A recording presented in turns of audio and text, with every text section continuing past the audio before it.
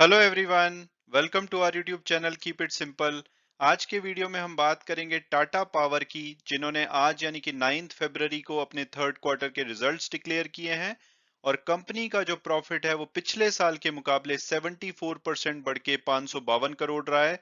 और ओवरऑल जो नंबर्स हैं वो एक्सपेक्टेशन से बेटर रहे हैं। तो इस वीडियो में हम इनके नंबर्स को डिटेल में डिस्कस करेंगे और ये भी बात करेंगे कि क्या करंट प्राइस पे आपको टाटा पावर का शेयर लेना चाहिए या नहीं। और आगे बढ़ने से पहले अगर आपने अभी तक चैनल को सब्सक्राइब नहीं किया है तो प्लीज सब्सक्राइब करके हमें मोटिवेट कीजिए। तो सबसे पहले अगर बात की जाए कि कंपनी करती क्या है, तो ये कंप्लीट पावर वैल्यू चेन में इन्वॉल्व है। ये रिन्यूएबल एनर्जी और कन्वेंशनल जो एनर्जी के सोर्सेज हैं उनसे पावर को जनरेट करते हैं। इसके अलावा ये पावर का ट्रांसमिशन और डिस्ट्रीब्यूशन करते हैं। और इलेक्ट्रिक व्हीकल के चार्जिंग इंफ्रास्ट्रक्चर में इन्वॉल्व है कंपनी। और इसके अलावा ये सोलर रूफटॉप लगाते हैं रेजिडेंशियल कॉम्प्लेक्सेस में, उसके अलावा कमर्शियल और इंडस्ट्रियल कॉम्प्लेक्सेस में। और अगर इनके रिटेल डिस्ट्रीब्यूशन कंज्यूमर की बात की जाए तो 1 करोड़ 20 लाख के आसपास इनके रिटेल पावर डिस्ट्रीब्यूशन के कंज्यूमर्स हैं। और इनकी पावर सेक्टर में 100 से ज्यादा सालों की प्रेजेंस है। और ये 32% जो पावर जनरेट करते हैं वो रिन्यूएबल सोर्सेज से करते हैं। कंपनी की अगर पावर कैपेसिटी की बात की जाए तो वो 13,071 मेगावाट है, जिसमें से कि 8,860 मेगावाट ये थर्मल रिसोर्सेज से जनरेट करते हैं। और बाकी की जो 4,211 मेगावाट है वो एक क्लीन और ग्रीन एनर्जी सोर्सेज से जनरेट करते हैं, जैसे कि हाइड्रो, विंड, सोलर वगैरह से।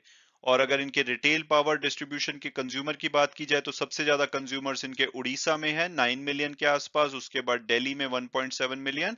इसके अलावा इनकी मुंबई और अजमेर में भी रिटेल पावर डिस्ट्रीब्यूशन कंज्यूमर की प्रेजेंस है।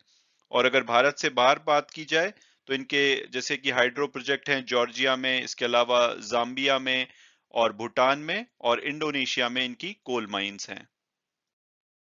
और अब अगर बात की जाए कंपनी के थर्ड क्वार्टर के फाइनेंशियल्स और की हाइलाइट्स की, कंपनी का जो रेवेन्यू है पिछले साल के मुकाबले 42% बढ़ के 11,015 करोड़ रहा है।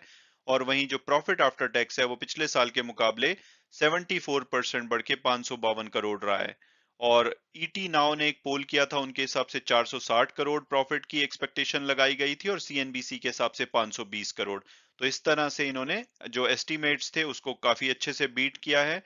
और अगर रेवेन्यू की बात की जाए तो ईटी नाउ ने 9,520 करोड़ का रेवेन्यू एस्टिमेट किया था और इनका रेवेन्यू 11,015 करोड़ रहा है। और रेवेन्यू बढ़ने के अगर कारण की बात की जाए तो इनके जो ओडिशा में डिस्ट्रीब्यूशन कंपनीज के ऑपरेशन है उसको एक्सपेंड किया गया है। और टाटा पावर जो सोलर सिस्टम है उनके प्रोजेक्ट एक्सिक्यूशन ज्यादा रहे हैं और ओवरऑल सभी बिजनेसेस ने अच्छा किया है। और अगर टाटा पावर सोलर सिस्टम की स्पेसिफिकली बात की जाए तो ये 4 गीगावाट का सोलर सेल और मॉड्यूल मैन्युफैक्चरिंग कैपेसिटी को सेटअप करेंगे, जिसके लिए कि ये 3400 करोड़ की इन्वेस्टमेंट करेंगे। और टाटा पावर सोलर सिस्टम की जो ऑर्डर बुक है वो 10,026 करोड़ हो गई है दिसंबर एंड तक। और इन्होंने 320 मेगावाट की utility scale engineering procurement construction order जीता है, जिसमें कि भारत का लार्जेस्ट सोलर और बैटरी स्टोरेज प्रोजेक्ट है जो कि 100 मेगावाट ये सेटअप करेंगे छत्तीसगढ़ में। इसके अलावा अगर इनके रिन्यूएबल पोर्टफोलियो की बात की जाए तो उसमें इन्होंने 289 मेगावाट की कैपेसिटी का एडिशन किया है। और इस वजह से इनकी परफॉर्मेंस रिन्यूएबल में भी अच्छी रही है। और इसके अलावा चार्जिंग के स्टेशंस की बात की जाए तो इनका जो ओवरऑल नेटवर्क है चार्जिंग स्टेशन का अब 1200 से ज्यादा हो चुका है ओवरऑल इंडिया में।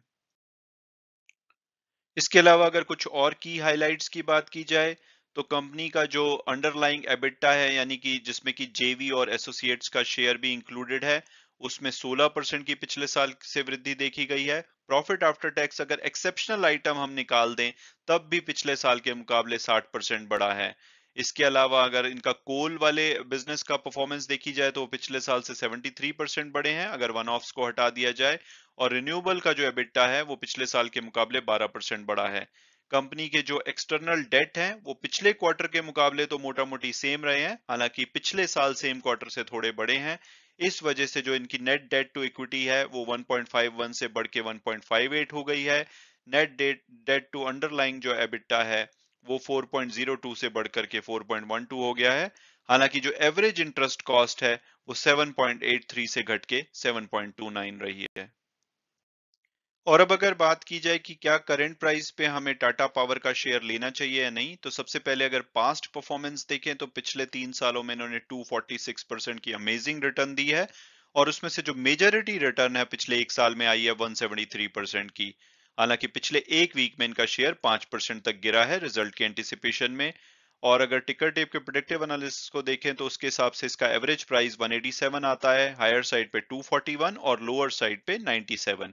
जो आज की क्लोजिंग हुई है वो 238 पे हुई है, तो उसके हिसाब से हम ये कह सकते हैं कि अभी अपने हाईएस्ट टारगेट प्राइस के आसपास चल रहा है, तो यानी कि इसका वैल्यूएशन डेफिनेटली हाई लगता है। और अगर इसके पीयर्स और फंडामेंटल एनालिसिस को देखें तो एक लार्ज कैप कंपनी है, 76,000 करोड़ से ज्यादा का मार्केट कैपिटलाइजेशन है। इसके अलावा पी और पीबी रेशो देखा जाए तो उसके हिसाब से वैल्यूएशन डेफिनेटली इनका बहुत ज्यादा लगता है। हालांकि अदानी ट्रांसमिशन से कंपेयर करेंगे तो फिर भी ये अट्रैक्टिव लगती है, लेकिन ओवरऑल 52 का पी डेफिनेटली ये हायर साइड पे है। रिटर्न ऑन इक्विटी इनकी 5% के आसपास है। इसके अलावा प्रॉफिटेबल कंपनी है। तो अगर मेरी पर्सनल ओपिनियन पूछी जाए, डेफिनेटली कंपनी में कोई प्रॉब्लम नहीं है, लेकिन इसका वैल्यूएशन मुझे कंफर्ट नहीं देता। तो मेरी पर्सनल ओपिनियन में मैं इस शेयर में डेफिनेटली किसी भी करेक्शन में घुसना चाहूंगा। अभी मैं करंट प्राइस पे इसको अवॉइड करूंगा। हो सकता है कि ये यहाँ से भी काफी ज्यादा भागे, लेकिन अगर कल को कोई भी प्रॉब्लम हुई, जैसे कि अभी हमने फेसबुक में देखा कि वो लगातार बढ़ रहा था लेकिन उसमें जरा सी आउटलुक में प्रॉब्लम हुई तो वो बहुत बुरी तरह गिरा। तो टाटा पावर भी फ्यूचर में जाके अगर कुछ भी इसमें इशू आए इनके ग्रोथ प्रोस्पेक्ट्स को लेकर के, तो ये बहुत ज्यादा गिर सकता है। तो मेरे लिए अभी मैं इससे अवॉइड करूंगा। अगर कोई अच्छी खासी करेक्शन आती है, ये मुझे 180 के आसपास मिलता है, तो मैं ज्यादा कंफर्टेबल फील करूंगा। हालांकि वीडियो क्लोज करने से पहले मैं हमेशा की तरह डिस्क्लेमर दूंगा कि जो भी व्यूज थे वो मेरे पर्सनल थे। अगर आप इस शेयर में इन्वेस्ट करना चाहते हैं तो अपने फाइनेंशियल एडवाइजर से डिस्कस कीजिए। उसके बाद अगर आपको ठीक लगता है तो आप डेफिनेटली इसमें इन्वेस्ट कर सकते हैं। Thanks so much for watching the video and God bless you all.